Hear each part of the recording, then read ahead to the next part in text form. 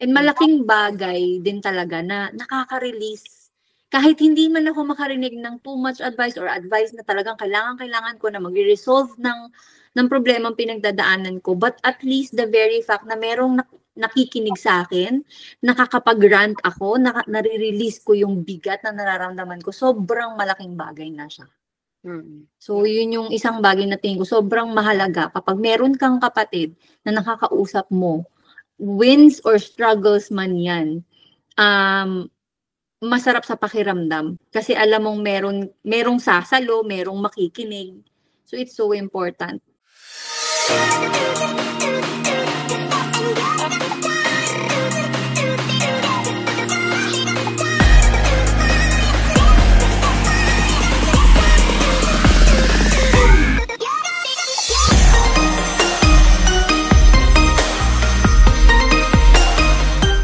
Which is we're gonna talk about how sisterhood impacts motherhood. So ito talagang pasok na pasok to sa banga kasi ngayon yung season natin is parang like we wanted to be more hands-on sa mga anak natin, di ba? So let's just gonna talk about parang how do you approach giving advice to each other about parenting without overstepping, which is sa pamilya natin ito, lagi tayo nag-overstep. Pero meron mga bagay-bagay din at some point na pinagdaanan natin like 2 years ago maybe, na parang yun yung naging start para magkaroon tayo mas tayo na, okay, boundaries, ito na pala yung boundaries.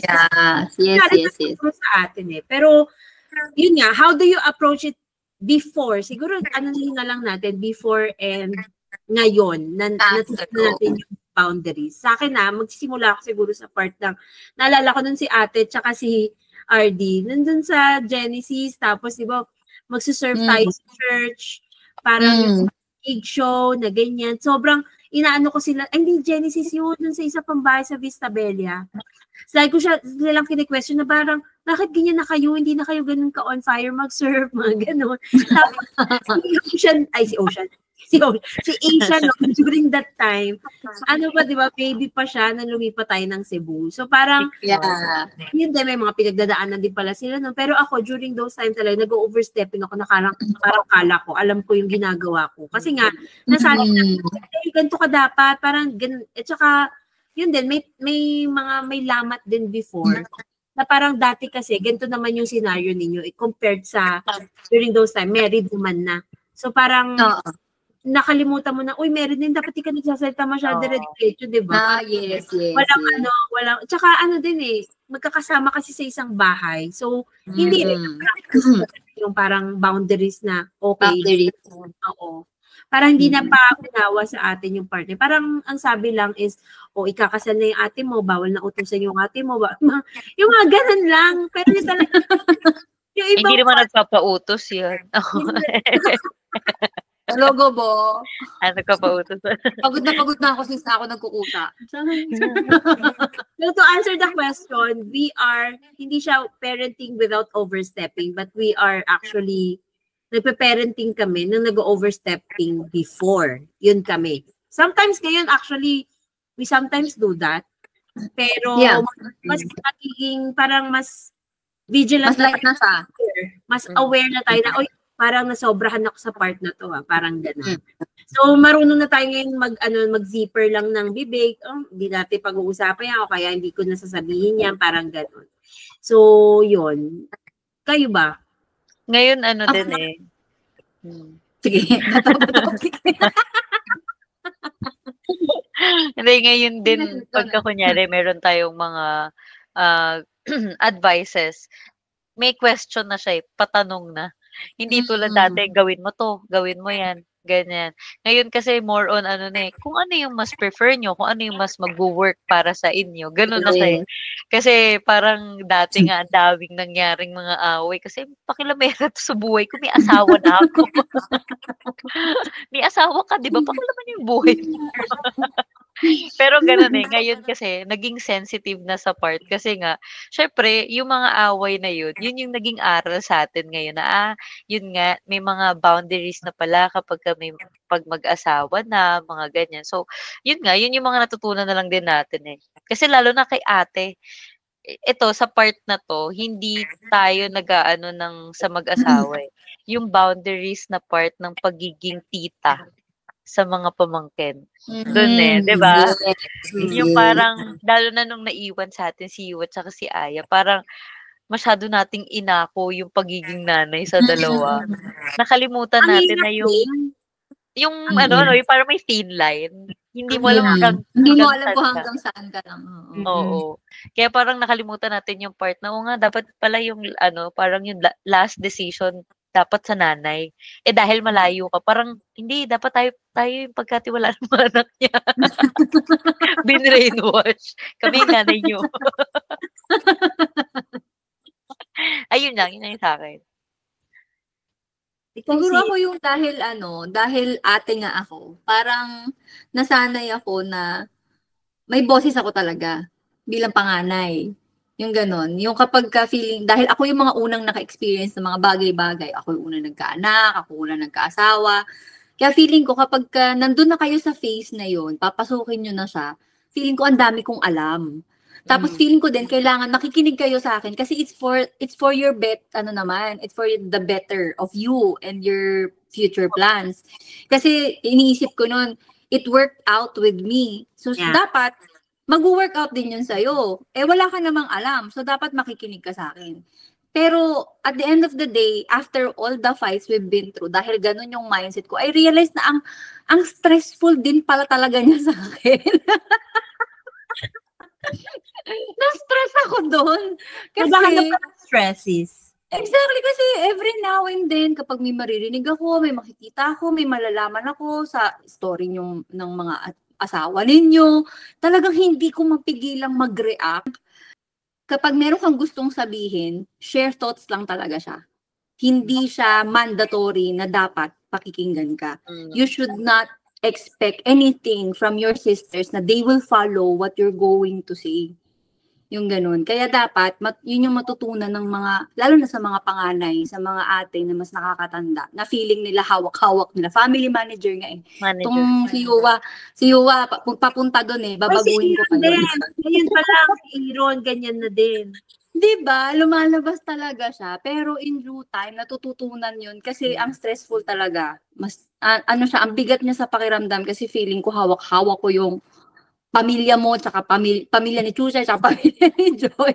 Which is may sarili din akong family na dapat doon ako nakafocus. Which is yun yung tama. Kasi may boundaries na talaga. Once na ikasal na, putol na. Tapos na yun. Hanggang kwentuhan, hanggang sharing na lang tayo, advice, ganun. True. Kasi ako sis, parang di ko alam kung kakapanganak ko lang yun kay Aaron.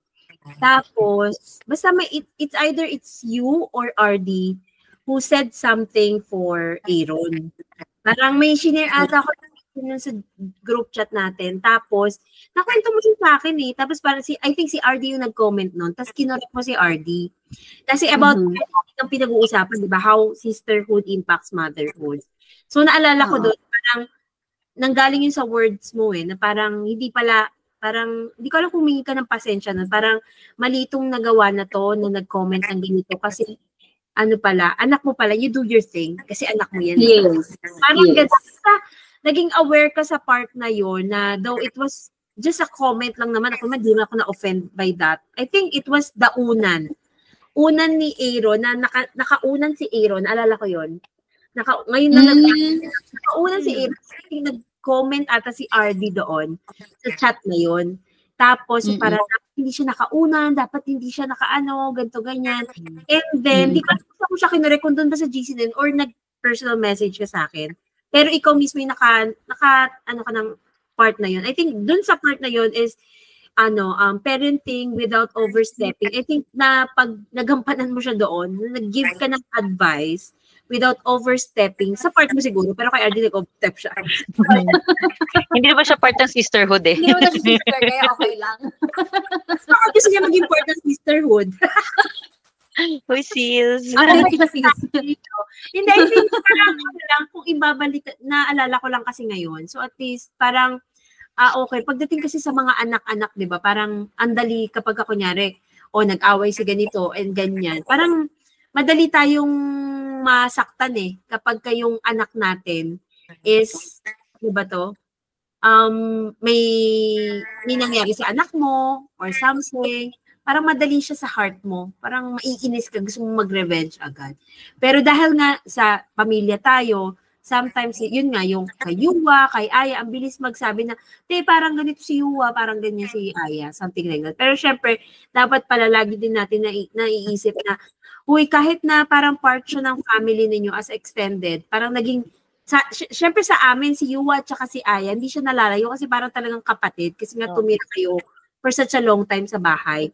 So, nung nag-separate na, parang ganun pa rin yung atake namin, lalo na nung nagkahiwa-hiwalay tayo, parang ganun kami mag-dictate sa'yo, parang ganun din sa part na yun. Nag-overstepping din kami sa part na yun.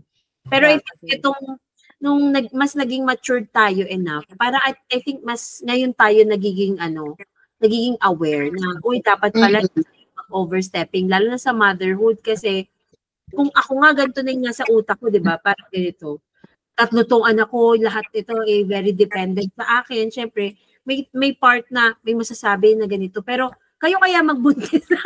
So, how do you approach giving advice to each other about parenting without overstepping? I think yun, nasabi naman ni ate, na parang dapat talaga is opinion lang, pero hindi talaga yung solid na dapat sundin mo and all. Parang Share kasi, thoughts lang talaga. Share thoughts lang. Tapos parang kapag I don't like that idea, parang pwede naman natin gawin.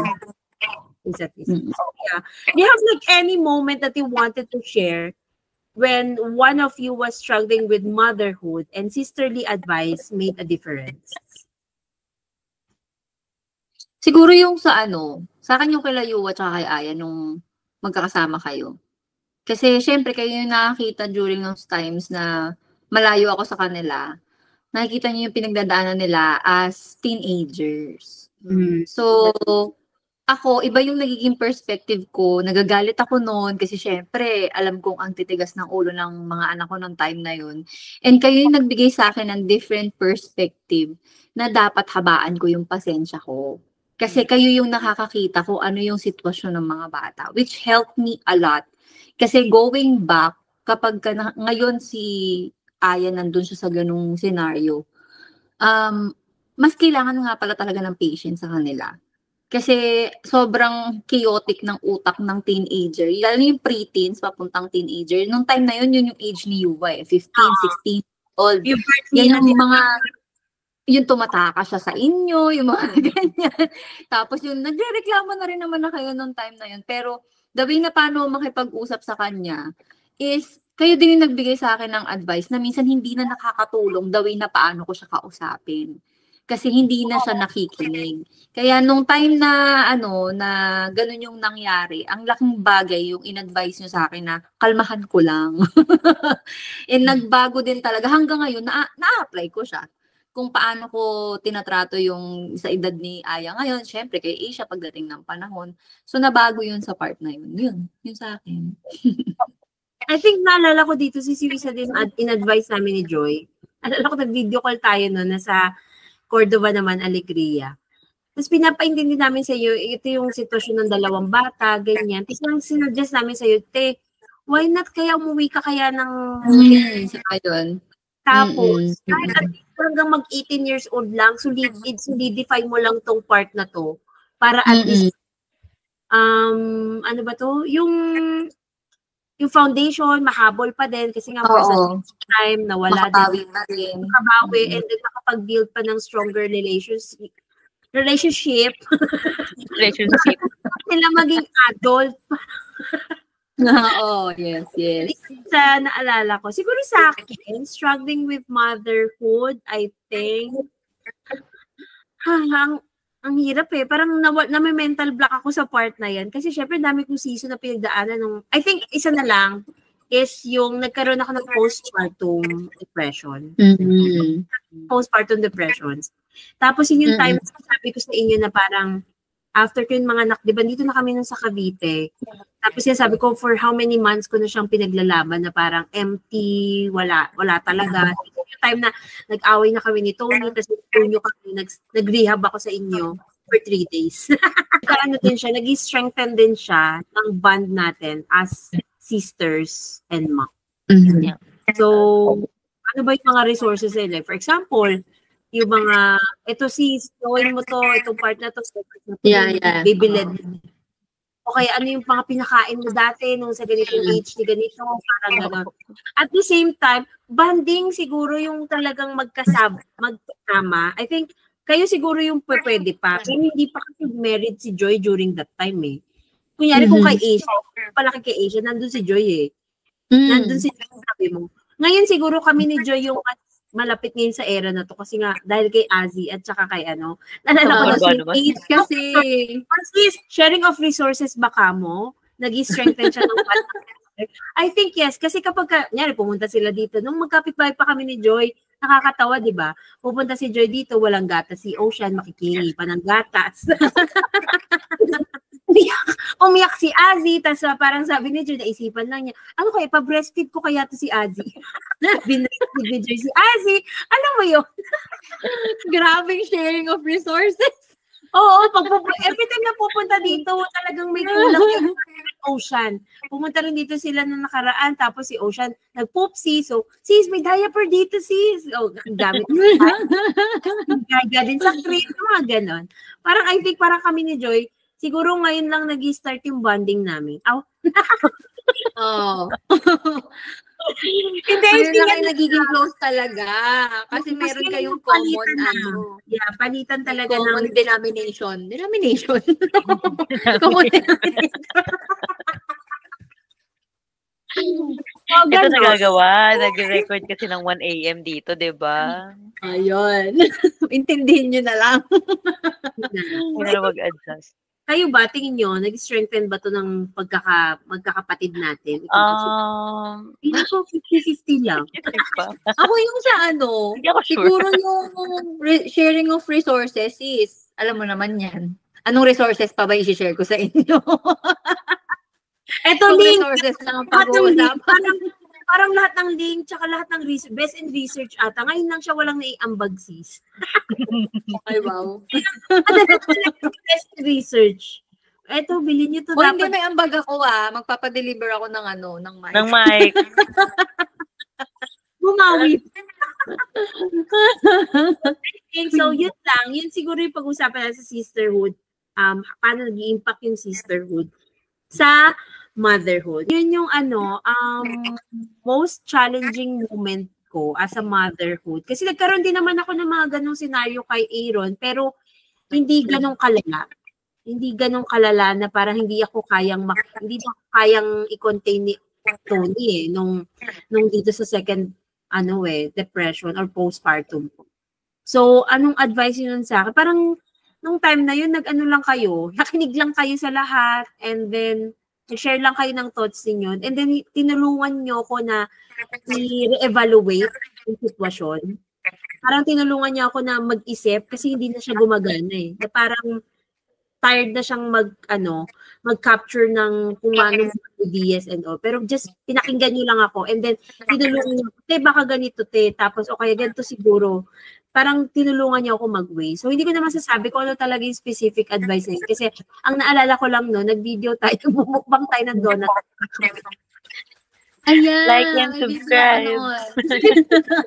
Sabi natin, dapat pala mag-video tayo sa susunod. Tapos kung anong pinag-uusapan natin. Yun yung start na mag-sabi tayo. Talaga. Oo, mag-podcast tayo. Postpartum depression mo yan. Dahil 1 year. na pagtuunan ng pansin ulit. So, I think yun yung most struggling moment ko. Ikaw, Joy. Ang sa akin kasi more on precautionary na mga tips and hacks. Kasi parang syempre magsi 6 months pa lang si Ocean. Hindi naman ako talaga siguro yun, hindi ako ganun nag-struggle. Kasi nga ang dami yung mga tips na kapag ka nafi-feel mo na to, ganito ganyan, lalo na yung papasok ng depression kasi nga naranasan ni Ate Rose yung ganyan. So parang pagdating sa akin, ganito pala yung feeling. Kausapin mo pala si ChatGPT. Yun yung advice ni Ate.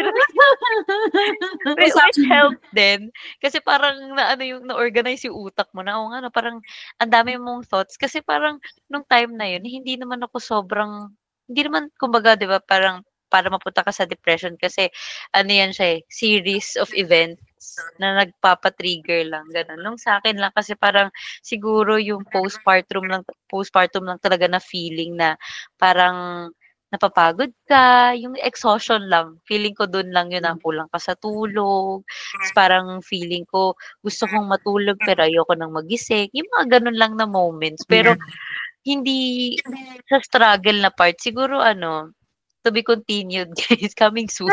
Pero sinabi ko yun sa kanya so nag-usap kami na sabi ko, uy, ganyan ako nag-start dun sa Yes. dahil sa exhaustion na parang dahil nag-iba kasi yung work schedule ko that time, di ba, with the client. And then, yung parang kailangan mo siyang itulog sa umaga, tapos wala kayong aircon during that time. Wala kaming after like 3 hours lang ang tulog mo or 4 hours, kailangan mo gumising kasi yung mga bata, hinahanap ka. Yeah. Parang doon, I think yung talagang nahanginan na yung utak. Kasi nga, parang like talagang galit. Yung rage talaga ng galit is di nawawala. Kasi sa kanya yun na parang, na-start ko na parang yung exhaustion, tas parang wala akong gana. Kasi nung tinatanong ko nung time na yun, parang ilang buwan yun, na lagi ko tinatanong si Tony, masaya ka pa ba? Yan tanong ni Carlos sa akin. Hindi, ako mismo nagtanong kay Tony. Kasi parang masaya ka pa ba? Kasi hindi ako masaya. Parang, which is hindi talaga siya ma-explain na, bakit empty? Parang alam ko naman yung purpose ko by the Purpose-Driven Life book, di ba? Parang alam mo na yung purpose mo, di ba? Empty ka pa rin. Parang, as in, nakatingin ka lang sa sky ng, wala talaga, as in, lutang talaga. Kaya parang, yun, isa talaga sa sinabi ko yung kay Joy nung share siya ng exhaustion, ganyan. Kaya sabi ko, i-vigilant dyan sa part na yan kasi dyan nagsisimula. Pwede, yan yung best advice. Pwede kasing na parang natatapunan lang ngayon. Tapos, meron siyang, hindi pa siya nahi-heal. Hindi pa siya nag-heal talaga. Tapos, pag darating ka na naman sa part na yun, mag-a-arise na naman yung part na yun. Hanggang sa parang babalik ka dun sa una mong napagdaanan. Hanggang sa mag-accumulate ka naman. So, I think, ayun. Ito, next, medyo related to sa last question sa part na to. How has having a sister to lean on emotionally changed the way you approach difficult parenting moments? I think for me, ako, nung having a sister to lean on emotionally, naalala ko nun, si Aaron, kapapanganak ko lang, first time kasi na mother. After 2 weeks, nagkaroon ako ng baby, ano ba tawag nila doon? Kasi isip ko, baby blue? Ba ang tawag? Baby blue? Blue baby. Hindi. Baby blues. Diba? Baby blues. Yung parang, baby blues. Akala ko blue baby. Kasi nawala yung, ako naman naisip ko baby moon. Hindi mo pala yung blue baby. Baby blues. Blues ang tawag doon. Na parang, yun yung first time na nag-detach ka kasi sa anak mo. Na parang may sudden na umiiyak ako nun kay ate, nalala ko nun. 2 weeks old pa lang si Aaron. Tumawag ko kay ate, bakit parang ganito yung na-feel ko, sobrang height ng emotion. Iyak ako nang iyak kay ate. Tapos sinasabi niya sa akin nun, parang, Chuch, wag kang dyan, wag kang parang masyadong mag-focus dyan. Humanap ka ng another way. Kasi kapag nagtuloy-tuloy ang postpartum mo, dun sa first baby pa lang, parang iba yun. I think emotionally, nasuportahan ako nun ni ate. Kasi wise ako tumawag sa kanya nun. Magkaiba yung scenario nun. Tapos I think nandun sila Joy. Si Carlos din ata. Tapos bumilit pa nga ng ice cream. Mag-ice cream tayo kasi malungkot ako. Parang ganun yung during that time. Pero I think yung time na yun, emotionally, kailangan ko talaga ng someone na makakaintindi. Kasi sabi nga ni Mama, nung nag-usap kami nung nakaraan nila Joy tsaka ni Mama, sabi niya, bakit? Ay, hindi kami lang pala ni Mama yun, wala pala si Joy. Sabi ni Mama nun, bakit may ganun na? Parang like yung postpartum depression and all. Parang yung time namin, wala namang ganyan. Parang okay lang naman. Sabi ko nga sa kanya, chill ka kasi, chill ka kasing tao. Parang dito siguro. Feeling ko meron na yan noon. Hindi lang napapangalanan pa na postpartum depression siya. Kasi ako ganun feeling ko hindi ko lang alam na postpartum depression. Parang hindi valid. Parang i-brush off mo kasi siya agad. Hindi siya na pag-aaralan, hindi siya na evaluate, hindi siya na pag-uusapan talaga during those times, I think. Kaya mabilis din lumipas no? I think. So, Matagal din, sis. Matagal din ang postpartum na yun. Feeling ko no sa akin, ha. Hindi ko lang alam na postpartum siya. Kasi nga wala pa naman, hindi pa naman uso yung term na yan na postpartum depression ng panahon namin. Pero yung rage ng galit, tapos yung hahanapin mo yung identity mo na parang, sino na ako? Bakit parang ito na lang ako ngayon? Tapos parang iisipin mo, parang hindi naman ako masaya sa pagiging nanay ko. ayan, Tama ba itong desisyon na ginawa ko? yung nasabi kong baby blues na parang bigla kang naging walang kwenta, na parang ganito na lang ba? Oo. Na, parang nawala yung value mo. Which Tapos is parang iisipin mo parang, ganito na lang ba ako hanggang mamatay ako? Oo, gano'n. Yung gano'n. Yung parang ito na lang ba gagawin ko palagi? Araw-araw, every single day. Ito na lang ba ako? Magpapalit ng diaper, magbibihis ng anak, papaligo, papakain. Yun na lang ba yung gagawin ko for my entire life? Pero ano pala siya, postpartum depression siya talaga. Pero sa part na yon, baby blues pa ang tawag nun. Kasi 2 weeks pa lang ako nun eh. So I think, nabago nun yung approach ko dun sa parenting. Kasi sa mga susunod na panganganak na, parang naging aware ka na okay, baby mo na. well dyan. Parang nung mga first, like 1 or 2nd months mo, hanggang, sabi nga nila, sa 4th quarter mo, pagkatapos mga anak, di ba, 4th trimester na tinatawag. Pag Yes. ka doon, ibig sabihin, parang tapos mo na yung baby blues and all. Medyo na lagpasan mo na yung possibility of about postpartum. Pero sa mga susunod na buwan, hindi naman natin sinasabi na talagang wala na yun. Yung dahil sa approach na yun, na nagkaroon tayo ng ganong kwentuhan na huwag ka mag-dwell dyan. Huwag ka parang naging aware ka. Naging aware. Talagang nung second lang na pregnancy ko, siguro sa akin nun, talagang nakangina na talaga ako. Wala walang tulog. Pag wala talagang tulog ang nanay. Pag walang tulog, yan. Solid talaga yan. Wala. Hello postpartum ka na lang talaga. Parang, gano'n ka na lang. So, ano sa tingin ninyo, yung mga practical ways, what's a practical way you've helped each other, like swapping baby gear or sharing routines? Ano ba yung mga pwede ninyong may share na mga practical natin na pwedeng nakatulong sa bawat isa? Ako syempre parang medyo magkadikit kasi kami ni Ate Rose sa mga babies. Yung sa second mo, 'di ba si Anya, tapos baby girl din yung sa akin. So lahat ng mga gamit ni Anya napunta kay kay Ocean. Actually hanggang ngayon dumadagdag pa rin. May mga waitings pa ako. Pero madami kumbaga ganun. Tas ang pinaka the best sa akin na na yung mga natutunan ko is yung mga advices, yung mga when it comes sa routines, dapat ang baby may routine talaga.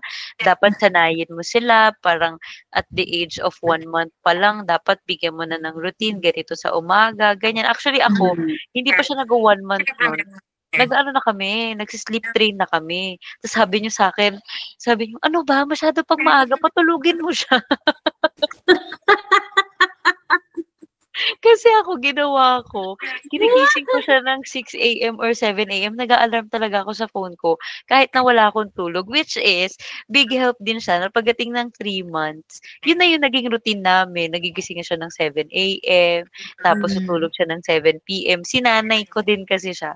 So, yun yung mga natutunan ko na best advices from you sa inyong dalawa na when it comes sa routine, ano yung mga dapat gamitin, dapat hindi dapat yung yung sa mga wipes, mga ganyan. Dapat bago ka mag-try, i-make sure mo kasi nakaka-rashes din yan, yung mga ganon. So, actually, more on mas light na yung akin eh. Wala na ako, siguro may mga test of waters pa din na part. Kasi, syempre, hindi naman same talaga si Ocean sa mga anak ninyo. Pero, malaki yung chance, parang siguro mga 70 or 80% nakuha ko na yung mga ideas, yung mga hacks na tinuro nyo sa akin. So, parang mas napadali yung life ko nung kami na, yung may Ocean na. Ganun. So, yun lang yung sa akin. Wala siya ma-share. Wala ma-share eh. Kasi sis, nauna ka. Sa part na to, nauna kasi ako. Ako siguro sa part na to, yung practical way is kapag ka nagkakasakit yung mga bata na parang, dapat ganito ginawa mo. Ayun din pala, oo. Ganun lagi, dapat lagi ka may baon na ganito kapag ka ganito. Parang yun lagi naman puro mga what kind of gamot na dapat lagi kang may for example, yung sa noon nila. Yeah. Full aid. Full fever. Yeah. Full fever? Full aid Excuse was yun, di ba? yun. Juice yun. Yung full fever. Yun yung mga technique. Tapos sabi niya yung parang dati na ano ba to, pagka kunyari, di ba nga kasi na-convulsion din si Aaron, yung mga ganyan, dapat i-ano mo na, i-advance mo na talaga, i-control mo talaga yung kasi nga, based din sa experience naman kay Joy, kasi ikaw nga yung nag-convulsion, tapos si ate yung mas involved during those times. So, nangyari yun. So, I think, yun naman yung sa akin na nakatulong sa part na yun. So, how does sharing wins and struggles as moms help you feel less alone in the ups and downs of parenting? Ito marami tayong ma-share. Kasi lagi tayong share na ganito kapag yung mga wins lahat. struggles sa mom. Parang lahat. Kapag may mga gustong i-rant, kapag may mga narinig na chismis, lahat talaga. O, sis, call tayo, magpabalita ko sa'yo, ganon. Walang alone pagdating sa mga parenting styles natin. I think, wins and struggles as a mother, how does it help you na parang kapag ka-share yung mga struggles niyo sa mga anak ninyo, na-feel natin na less alone tayo? Ako siguro yung sa part na syempre nga dahil malayo ako. So, parang ang hirap talaga. Kasi ayoko naman din na i-share ko dito yung sa mga friends ko dito kung ano yung pinagdadaanan ko sa mga anak ko. Kasi syempre ayoko malaman nila yung pinagdadaanan ng mga bata. Kasi baka ma-judge pa ako bilang nanay, which is very, easy sa mga, sa ibang mga moms. Sino ba yan? Na kala mo hindi sila mga nanay din. Pero parang the way na paano kasi tayo mag-parent, let us be careful kung kanino natin yon i-share. Kasi iba't iba yung ways ng parenting and we can be judged. And minsan kapag nahusgahan tayo sa pagiging nanay natin, how we parent our kids, nagkakaroon ng impact yun sa atin. Nasusway tayo na meron naman tayong certain values na naituro na natin sa mga anak natin na it's up to us if we will change that for the better. Pero if they're doing good, we don't have to change anything sa kanila. Minsan kasi nang nangyayari na susunod kung ano yung gusto ng iba kasi naka-cloud yung utak. Pero dahil merong kapatid na syempre kayo lumaking kasama yung mga bata, nakalakihan talaga ninyo. It's easy for me to share yung mga struggles ko with my children, how I parent them. And malaking bagay din talaga na nakaka-release. Kahit hindi man ako makarinig ng too much advice or advice na talagang kailangan ko na mag-resolve ng problemang pinagdadaanan ko. But at least the very fact na merong nakikinig sa akin, nakakapag-rant ako, nare-release ko yung bigat na nararamdaman ko, sobrang malaking bagay na siya.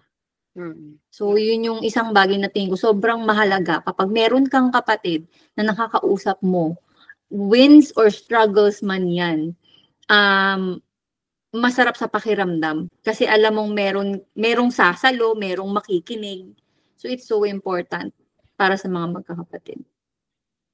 Sa akin, maliit pa kasi mga bata So parang win siguro yung, for example, uy, si Aaron, ganito na yung ginagawa. Yung parang, yun yung parang syempre, bilang mother, di ba, gusto mo lagi na i-vocalize, vocalization. Verbalize is. Vocalize kasi. Kanta na tayo, guys. Yes, songerist. Yan talaga pag songerist. Gusto mong i-verbalize lagi kapag kunyari si Aaron. Uy, si Aaron, alam niyo yung solar system, parang, ito na yung ginagawa yung yung mga achievements, little achievements. Kasi parang sometimes, syempre ako, lagi naman akong delayed mag-post sa Facebook, di ba? Hindi naman ako bado sa social media. So parang lahat ng mga big milestones nila, nasi-share talaga sa family lang muna. Family. Tapos kaya mag-story ka, parang very minimal lang yun. Pero mas accurate mag-share mo ng stories or ng mga videos and photos dun sa channel or group chat natin. So parang wala pa naman kami sa big struggle talaga ng mga bata, kundi yung kung paano lang sila disiplinahin. Yun na ituro nun ni ate nung dati. Parang pagka may, si Asia dati, 2 years old si Asia. So kapag pagka may kasalanan si Asia, sabihin ni ate, di ba, face the wall. Tinry ko dito sinabihin ko, face the wall, naglaro yung dalawang bata. Baka dinig nila playtime. Nag-face the wall nga, pero naglaro sa wall. So, hindi siya dapat ganun. So parang, ayun, siguro talagang, less feel alone siya. Kasi syempre, work from home ako. Lahat din ng mga kausap ko, mga virtual lang. And then, hindi naman sila lahat mother. Parang meron lang ako specific na meron ako mapag-uusapan about it. Pero ang hirap din kasi iba rin yung culture and all. Yes. So, kasi, lalo na for example, ma-advise ko siguro kung merong mga mothers dito na makikinig sa atin na paano kapag solo child lang siya. I think dapat makakatakin core, talaga, yung mga friends na talagang solid na, and then same kayo ng pace, I think, that would help. Kasi parang mas doon mo malalabas na ito yung struggles ko, 1-year-old na siya. Kayo ba ganito rin yung nangyari? Parang kahit hindi lang din circle natin, sometimes meron din ako nakakausap na other mom na same sila ng age, Aaron, or ahead lang ng 1 year. Anong ginawa mo nung ganito yung nangyari kay, sa baby mo? So parang ma-adapt mo rin. So I think kung hindi naman sa sisterhood, kung sa may mga nakikinig nga sa atin, I think dapat makahanap talaga sila ng best support system or yung group nila para makapag-support sa ganitong mga bagay na pag-usapan lang yung wins and challenges sa mga bata. Really helps kasi. Ayun. Sa akin, relate din sa part. Syempre, wala pa ako sa struggle na part din. Yung sa wins. Kasi si Ate Robby, parang gusto niya araw-araw magsisend ako ng video ni Ocean. Minsan nakakapagod yun sis. Magreklamo pa yan. Sis, wala akong mapabideo dyan. Yung busy ka na sa buhay mo, nagpapakain ka na matawa mong anak. Kaligayahan ko lang manood ng video ngayon ng mga anak nyo. Tandaan nyo yan. Mga anak ko may sarili ng mundo. Pero yung kumbaga sa emotional part na support. Yung hindi mo kailangang isipin kung ano yung sasabihin mo. Hindi mo kailangang i-compose sa utak mo. Kasi di ba may mga ganun? Oo. Yung kunyari may kausap ka, okay, same kayo ng face sa life, may baby din siya, kahit magkaparehas pa kayo ng buwan. Pero hindi mo ma-share sa kanya yung buong buo. Kasi feeling mo baka ma-judge ka nga. Na bakit kasi ganyan yung ginawa mo? Baka, di ba may mga ganon? Pero kapag kayo sa kapatid mo, parang kahit sabihin niya sa'yo na dapat di mo ginawa yan, hindi mo feel na ma-judge ka. Parang ganyan lang talaga yan siya. Kaya, okay. Gusto natin judgmental tayo sa isa't isa. Which is parang yan yung yung very great support na meron tayo. Kasi, di ba yun yung kailangan natin na support yung someone na hindi ka i-judge. Which is yun yung nahanap natin sa isa't isa. Kaya, kahit na yung may mga part na mga nagkakamali tayo, sinishare natin, tinatawanan na lang natin, di ba? Kahit na yung mga anak natin, nalaglag sa kama, yung mga ganyan. Di ba? Yung mga ganun. Ayun lang, yun yung sa akin.